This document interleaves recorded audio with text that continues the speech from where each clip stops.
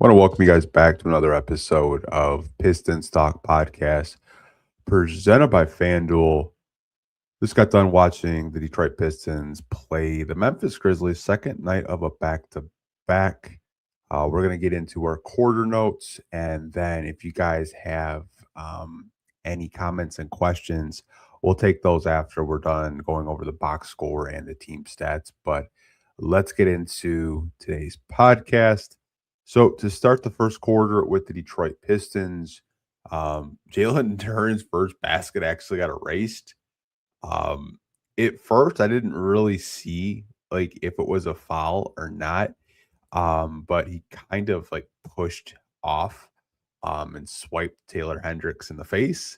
So it got called an offensive foul. I've never seen a coach's challenge within like the first like 10 seconds of a game, but Memphis decided to do that. But it didn't really matter tonight. Jaylen Duren still feasted against Memphis and their bigs. Javonte Green started off hot from three. His last game, he played really well, but throughout the game, he kind of cooled off a little bit. But he did make two threes early on in this first quarter. Pistons did have a little bit of a hard time identifying Cam Spencer defensively and Ty Jerome. Ty Jerome, man, like I remember watching him on the Cavs, and I would just get PTSD watching that guy just look to score because that's all that guy knows how to do. At the end of the day, is just score, score, score, score, score. He's just a bucket getter. Marcus Sasser scored back-to-back baskets. He had a three-pointer and then a transition layup where he did get hacked, but the refs didn't call a foul. Sasser had another great outing in the starting lineup. Love to see that, him taking the most out of his opportunities. Isaiah Stewart's impact in the first quarter, he was just bullying the Memphis Grizzlies. Like, they had to physically just foul him to keep him out of the paint. They didn't really have an answer for him. Memphis's three-point shooting did keep them in the game. Players like Jamal Smalls, who scored 11 points very early on in this first quarter, kept the Grizzlies within a possession. So after 12 minutes of play, Pistons had a 37-35 lead, but they've done a much better job of starting games off strong and winning quarters. Last week, they weren't doing that. So far this week, they're coming out of games, being the aggressor and getting that lead, and you love to see that from your basketball team. Coming into the second quarter, Memphis did gain a lead early in the second, and I don't like to pick on players, but as soon as Karis LeVert left the game, Pistons go on a 7-0 run, right? And they get the lead back. And then the Pistons were just saying, okay, our strategy for the second quarter and throughout the game is we're just going to throw the ball to Jaylen Duren and just let him do whatever he wants. And Memphis just didn't have an answer for it all night. And the Pistons were able to go into halftime with the 68-61 lead. Coming out of halftime, again, they just continue to feed Jaylen Duren. I think that's just what JB was drawing up the cade, like just pass it to Duren, just pass it to Duren. And the defense started making stops, and the Pistons got their lead up to 88-75 at the 7:04 mark. Duncan Robinson was hitting shots.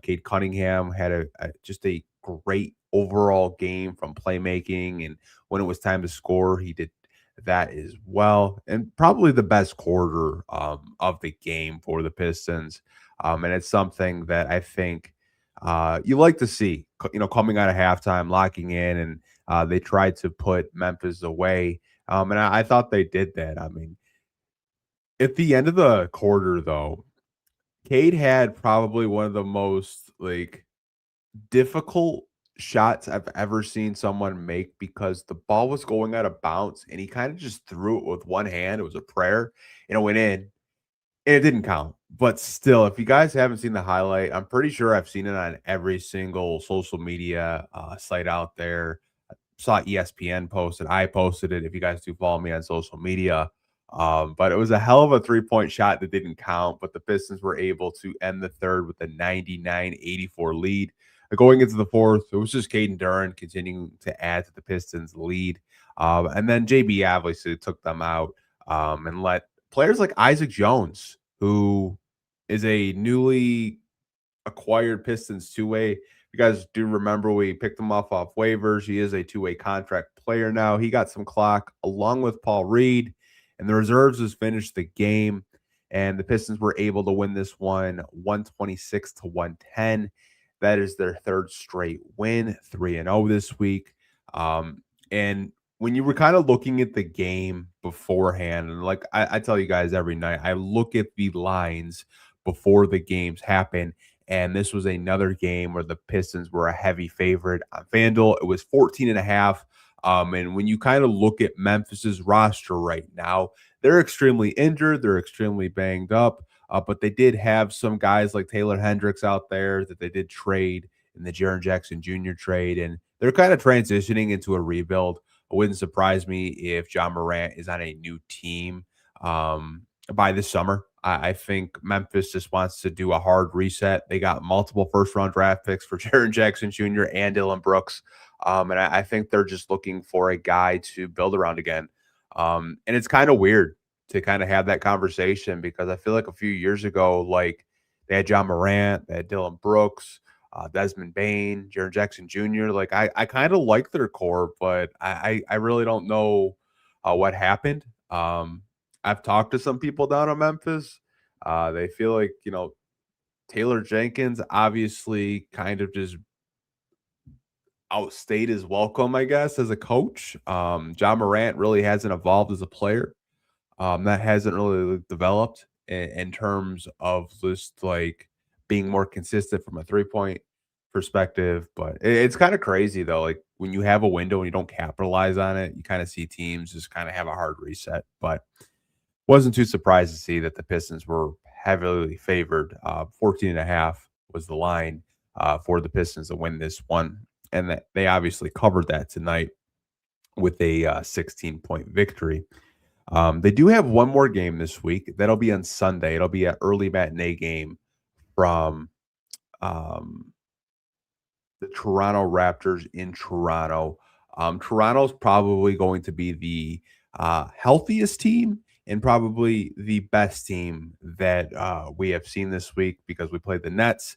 We played a very banged up Philadelphia 76ers team, and we played a very banged up, obviously trying to tank and get a good draft pick, Memphis Grizzlies. So Toronto to me will probably be the biggest test this week for the Detroit Pistons. I do think that they will give Toronto some problems, especially the last time they played. Paul Reed and Cade Cunningham and company played really well in Toronto. So that'll be a good game this Sunday at 3:30 on the road against them. So I'm really looking forward to that. Want to go over the box score with you guys, and then we'll open up the show to any comments and questions if you guys do have them in the live chat. Feel free to spam the live chat if you are watching live right now. But I always do this. I always put the team stats before I actually put the box score. I gotta stop doing that. You think I would like get a hold of this by now? We're like what 66 games into the season. I'm still making rookie mistakes up here. As we do kind of look at the starters in the box score, Duncan Robinson in 24 minutes had 14 points. He was 6 out of 8 from the field, 2 out of 4 from 3. He had 6 rebounds, 4 assists. He was a plus 24. I will say the past 2 games, Duncan Robinson has been much better. He had a little stretch there where he wasn't really being as productive offensively.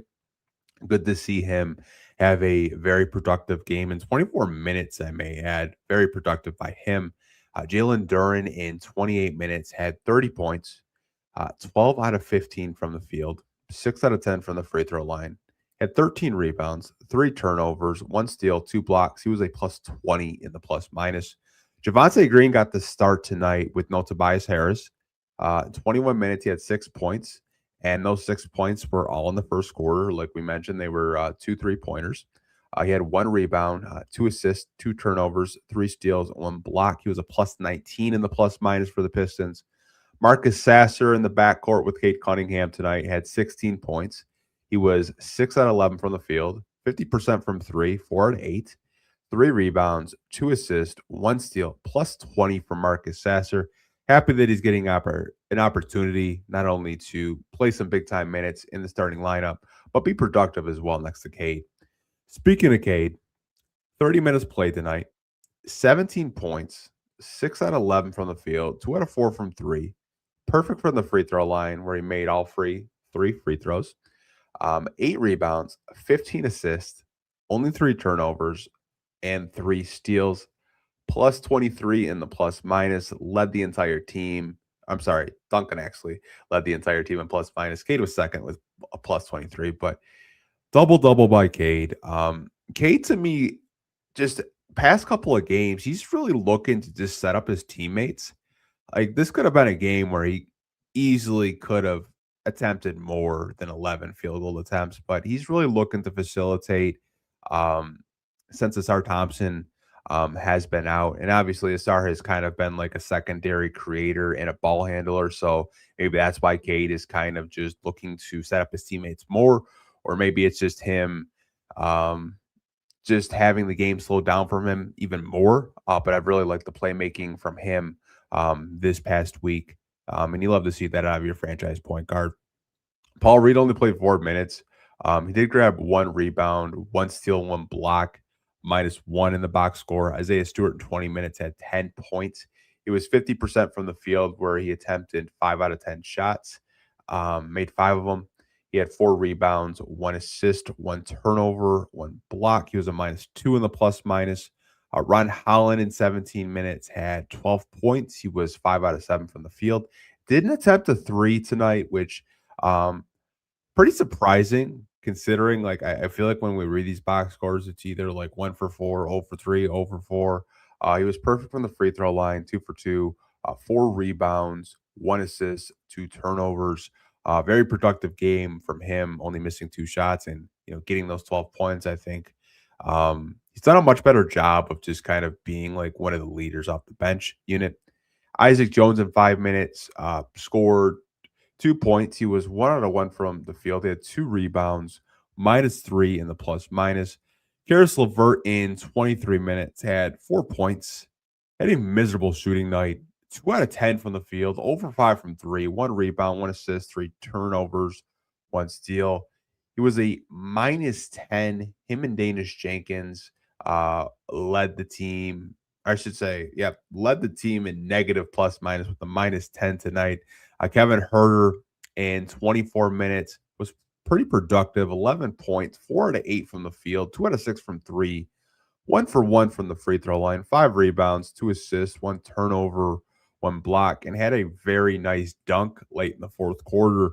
I feel like he's getting more confident as the games and the weeks go on, and you love to see that out of a guy that you traded for and you expect to be a contributor off this bench. And as we do get closer to playoff time, I'm very curious to see how his minutes could possibly dip, considering Asar Thompson has kind of gone from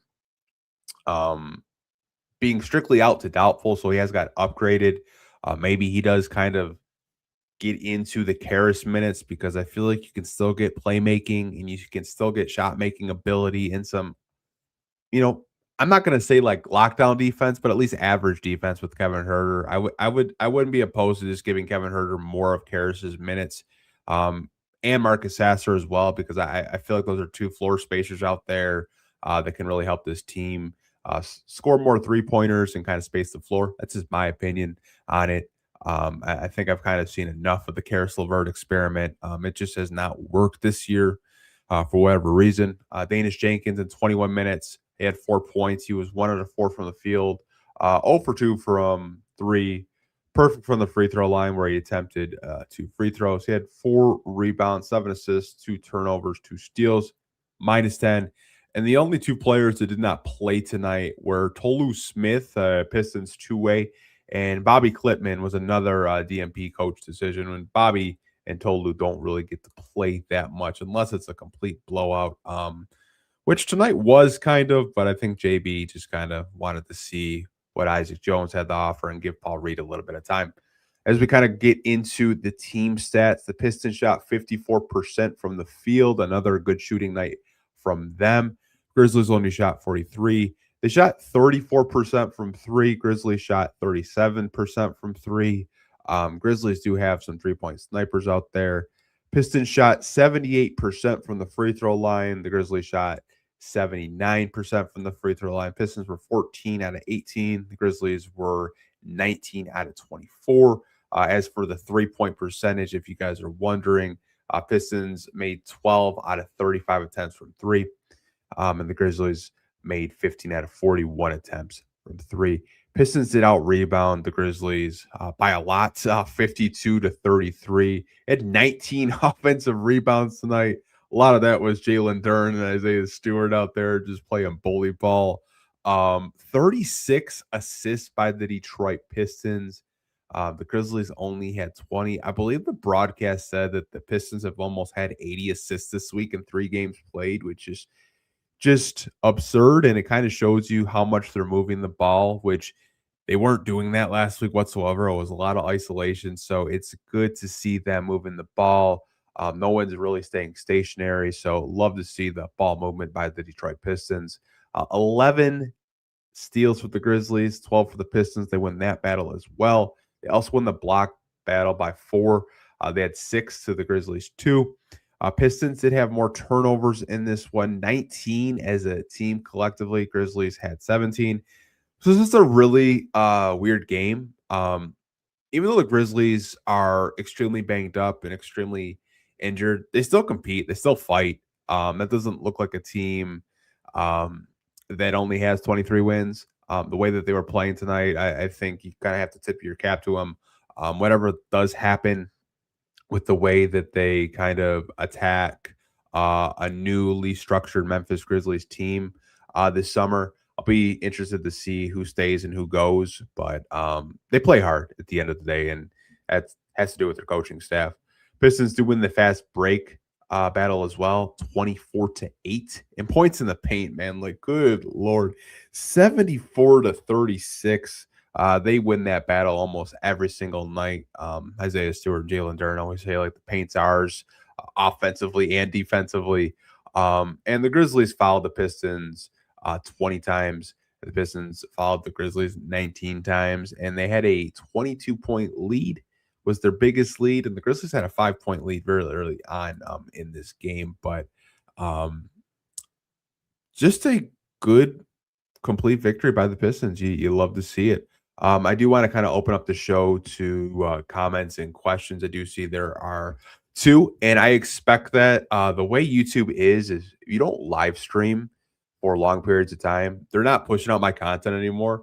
They'll just push out videos. So we're going to try to get these live streams back up. We have another one scheduled for Sunday after the Raptors game, but I do see Marquez, who is a regular with these post-game podcasts. Welcome back. Appreciate it, man.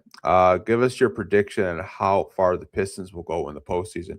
That's a great question. I think it depends who the 8 seed is.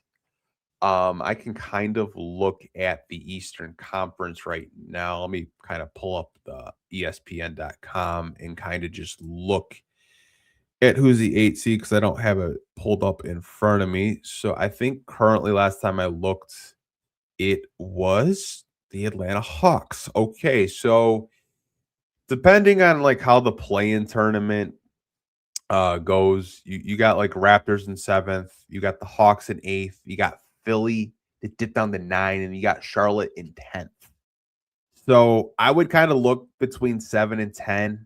I feel pretty confident that they could beat Atlanta in a series. I feel pretty confident that they could beat Philly in a series just because I don't expect Philly to be healthy. If they're healthy, that's a whole different conversation with Paul George and Joel Embiid and Tyrese Maxey, but I just don't expect them to be healthy. Charlotte, it kind of seems like they've kind of fallen back down to earth, but they're a team that's very physical, much like the Detroit Pistons. They have their set of challenges, but I feel pretty confident in a first round with the Pistons. I think they can make it out of the first round. The second round is a completely different story. It really depends on like who Boston matches up with. Like as of right now, they could match up with Toronto. Then the Knicks could match up with the Heat, which that would be a very interesting series considering how Miami has been playing as of late. And then you have you would have like Cleveland, Orlando in a first round matchup would just be a bloodbath because Orlando's a very good defensive team. But kind of just looking at kind of like the Eastern Conference landscape, as of right now, it really depends on who's going to kind of finish in that play-in tournament and who we get to see. But I feel pretty confident in the teams that are kind of in that play-in tournament, like around like the Atlantas to the Phillies to the Charlottes. I think the Pistons can beat them in a first round series. Um, it just really depends, like who makes it out of the second round. I would like to say that I believe the Pistons can at least get out of the second round. Just depends on the matchups right now, but appreciate the question. Marcus, how can a 22-year-old dominate an entire conference at his position the way Duren is? I've been watching the Pistons all year, and no one can guard him. Jaylen Duren is an absolutely franchise pillar of a player. I think the way Jaylen Duren can dominate is just with his strength, Marcus. Um, 6'10", like 250, maybe you could say he's 260. He's just such a force. And I think the one thing about his game that wasn't there last year, and I don't know if it was by design, but he wasn't really putting the ball on the floor last year. Like Jaylen Duren was just kind of catching lobs, kind of setting up dribble handoffs with like Cade and Beasley and THJ. But this year, I think the elevation of his game, and JB Bickerstaff talked about it on the Road Trippin' podcast a couple weeks ago, that he kind of challenged Duren this past summer of like, hey, we want you to be more aggressive. We want you to be more of an offensive hub. And I think that's what you've seen out of Jaylen Duren. I mean, there'll be games where he's a good 15 to 17 feet away from the basket and he's putting the ball on the floor and he's trying to make something out of nothing. He had a possession today where he was damn near at half court and the shot clock was winding down and he found a way to score very late shot clock. I think his ability to put the ball on the floor is such a challenge for opposing defenses because the only way to really stop him, if you don't cut him off when he's driving, is to foul him. And the problem with fouling him is he's a pretty good free throw shooter. Um, and I think that's why it's hard for opposing teams to guard Jaylen Duren. I feel like the one game this year, and I'll give this player some credit. I feel like Dallas did a pretty good job of guarding him. Like Daniel Gafford did a pretty good job of guarding him. But, overall, I think he's had his way of just opposing his strength and his will of getting to the basket. He's kind of been that secondary scorer for the Detroit Pistons. And ever since, All-Star break, he's just kind of, picked it up a notch. Like he was getting you a good 17, 18. I mean, you kind of look at his stats, you know, from All-Star break, it's in the 20s. Like he's been a 20-point per game guy since the All-Star break. And you absolutely love to see that by Jaylen Duren, taking that progression and scoring. And like he isn't even like shooting jump shots yet. Like shot a couple of mid-range jump shots, some, post fadeaways, some mid-range. Like I think that's in his bag as well. I know this past summer he was doing shooting drills, I should say, with the guard whisperer, who is a very good NBA skill development coach. He's worked with Evan Mobley a ton. And Evan Mobley's kind of transformed his game into kind of like a stretch 4, stretch 5, and has the ability to put the ball on the floor as well. I think there's another layer to Jaylen Duren's game right now where we're just not seeing it fully. Wouldn't surprise me going into next year if we see more, mid-range work, more post fadeaways, hook shots, putting the ball on the floor, and everything else that you get with him with lob threats and just the in between games, and him just dribbling it, facilitating it. I think there's a lot to like about him, and not to mention like contract extension is going to be a very interesting, I believe, topics throughout this summer until they get it done. Um, I know someone had asked me like what I would offer him, and I told them like 195 over 5 years, which would kind of average out to $39 million. But it would not surprise me if Jaylen Duren is kind of creeping towards that max contract.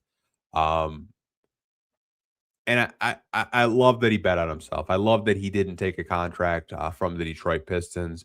I don't really know if there was ever one offered this past summer because I'm not an insider. I don't know.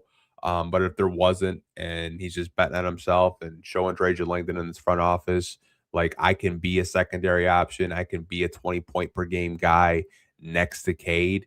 I think it's great. But really happy for him. Love to see the growth and development since, his rookie year to now. I think he's improved immensely.